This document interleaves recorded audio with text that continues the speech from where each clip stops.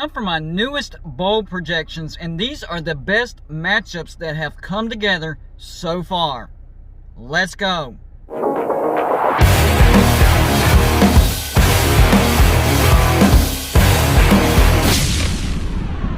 What is going on, everybody? It's me again, Golden Blue Dude, and if you haven't already, go ahead and hit the like and subscribe button. I do college football videos every single day, so whether you agree with me, want to talk trash with me, or talk trash to me, you're going to enjoy this channel. So usually, no, I don't do a car video, but kids are super excited, so it's a little loud and tough to get a show in. I still love them, not complaining.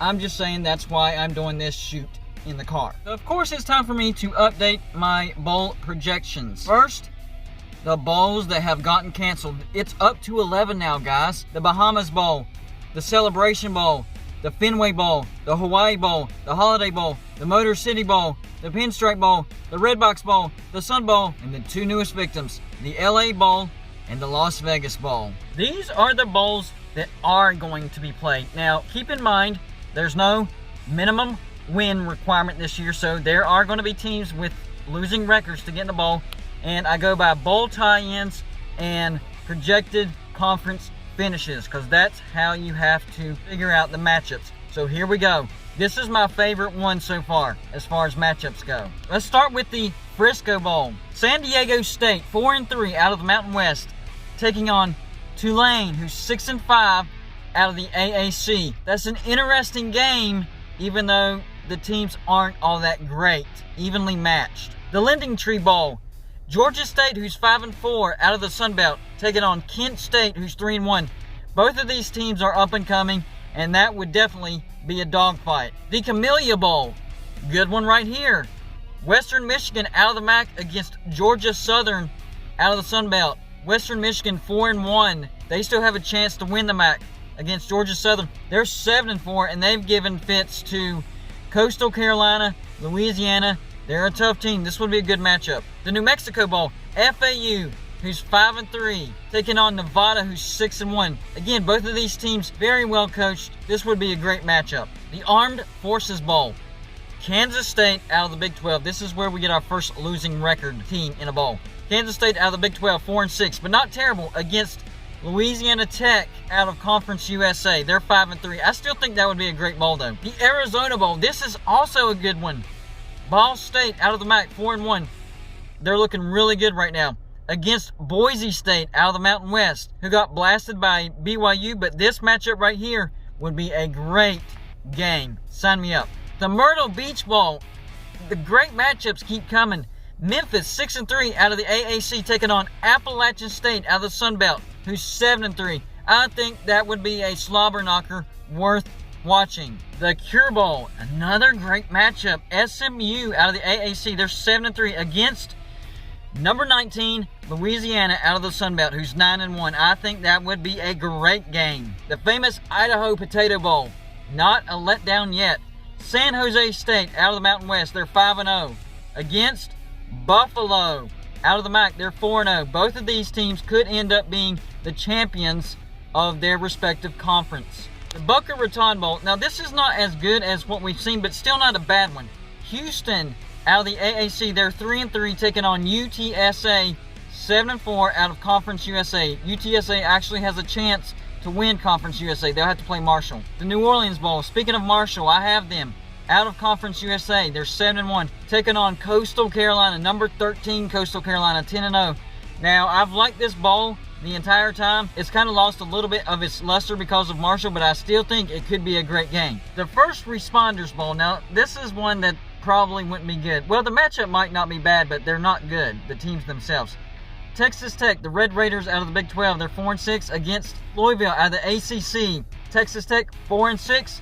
Louisville, 3-7. Both have losing records, but might be a good game. Never know. Another one, doesn't look good. Here we go. The Montgomery Bowl, Tennessee, 2-6, 2-6 against Georgia Tech, 3-7. Terrible records. Maybe it'd be a good game. I don't know. I don't know what to say about that. The Military Bowl, Virginia Tech out of the ACC, 4-6 against UCF out of the AAC. Now, I know Virginia Tech has a losing record. They're 4-6. but this could be a closer game than people will expect. The Birmingham Bowl, this also looks interesting. Wake Forest out of the ACC, 4-3 against number 24, Tulsa, 6-1. Unless Tulsa beats Cincinnati and wins the AAC, this matchup could happen, and I think it would be a good game. The Gasparilla Bowl, Virginia, 5-4 against Arkansas, 3-6. I know they have a losing record, but I think Arkansas is better than that 3-6. This could be a good game. The Gator Bowl, the Pitt Panthers out of the ACC, 6-5. They have a winning record against LSU, who does not have a winning record. They're 3-5, so I honestly think Pitt would win this game by a couple of touchdowns, but I think it could be an interesting matchup. The Guaranteed Rate Bowl, West Virginia, we are one game over 500, 5-4 out of the Big 12 against Maryland out of the Big 10. They're 2-2, and these are rivals. I will take that game all day long. I think that would be a good game. I think West Virginia would win that, though. Duke's Mayo Bowl, number 17, North Carolina. They're 7-3, taking on Wisconsin, 2-2. As of late, Wisconsin has looked bad, but we know what they are capable of. If they can stay healthy, that could be a great game. The Liberty Bowl, Kentucky, 4-6 out of the SEC against TCU, 5-4 out of the Big 12. Max Duggan looking better. I think TCU would handle Kentucky, but you never know. Could be a sneaky good game. The Texas Bowl, number 22, Oklahoma State, 6-3 against Ole Miss out of the SEC. You have a great defensive team in Oklahoma State against a pretty good offensive team. The Camping World Bowl, number 23, NC State out of the ACC. They are 8-3, taking on number 20, Texas out of the Big 12. They are 6-3. NC State is starting to have a good season. They started off rough, but that would be a good game. The Independence Bowl, Washington out of the Pac-12. They were ranked last week, but got knocked out because they got beat. They're 3-1 against Army, who's 7-2. Army's a good team. I think this would be a good matchup. The Alamo Bowl, I like this. Number 11, Oklahoma, 7-2 against number 21, Colorado. They are currently undefeated 4-0, but it looks like they're going to give USC the nod to the Pac-12 South because they have one more conference game. But that's not Colorado's fault because USC had to cancel that game. They need to play USC versus Colorado head-to-head to determine the winner of the Pac-12 South. That's not right. The Outback Bowl, Auburn, 5-4 out of the SEC against number 16, Iowa, who's 5-2. Auburn's up and down, but they can be good. This could be a good game. Citrus Bowl, number 25, Missouri, out of the SEC. They're 5-3. They're building a pretty good season. Started off rough, but getting better. Against number 14, Northwestern, who's 5-1. The only problem with Northwestern is they have got to get an offense if they have any chance of beating Missouri, because Missouri does have a good offense. The Cheez It Bowl. Now, this could be an interesting matchup. Number 18, BYU, who at the last second accepted a matchup versus Coastal Carolina, and they lost. Who did they replace? Liberty. And that's who I have matched up. Number 18, BYU, 9-1, against Liberty, 9-1. I think that game would get some TV ratings. The Fiesta Bowl. Love this matchup.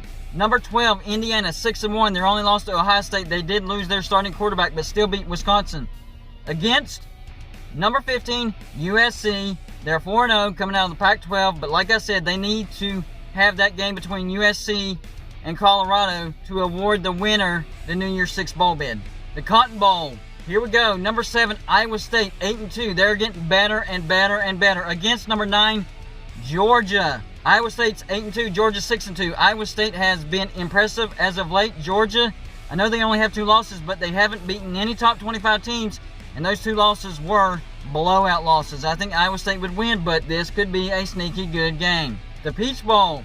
Number 8, Cincinnati, who's 8-0, against number 5, Texas A&M, 7-1. I'm starting to see the writing on the wall.